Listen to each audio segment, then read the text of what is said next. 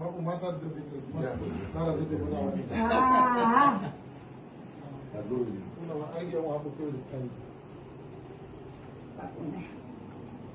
બોલો ગિરનારી મહારાજ કી જય. બોલો મેલડી હું તો આ છે.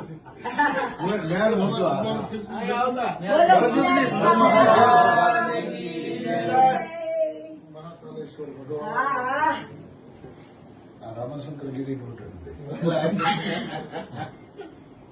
રામભાઈ ચેલી વાળી બનાવજો.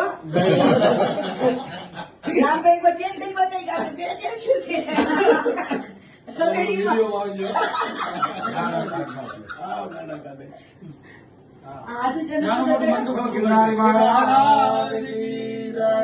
આશીર્વાદ દો બેન. ભારતી પરિવારને ભાંગવાની કોશિશ તો ઘણાએ કરી પણ મેળ ના આવવા દીધો ગિરનારી મહારાજે.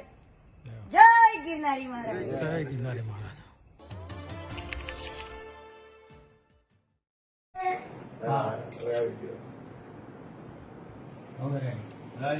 હવે આમ બધા ફરી જાય બાબુ વાતો કરી ધર્મ ના ના ના ના એવું કઈ આવે જ નહીં. આપણે રમતા રહે. તમે કીધું હવે મારી છબી એમ નામ જોવાની વાત પતી ગઈ બાપુ.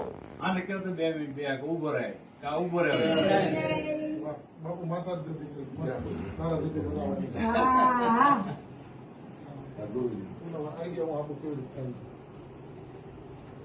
છે. બોલો ગિરનારી મહારાજ કી જય.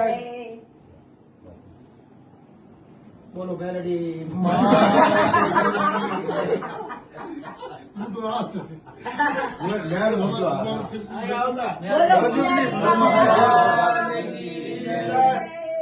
મહાકાલેશ્વર ભગવાન રામાશંકર ગીરી રામભાઈ ચેલી વાળી બનાવજો. રામભાઈ કોઈ ટેન્શન બતાવી કે આપણે બે ચેલી છે.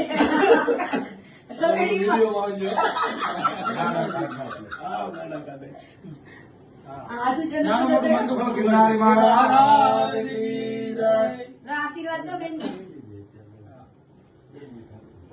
છે પ્રભુ કે જીવનમાં જયારે તમે પ્રગતિના પંથે હો ત્યારે પ્રભુ તમારા 100 દુશ્મનો ઉભા થાય.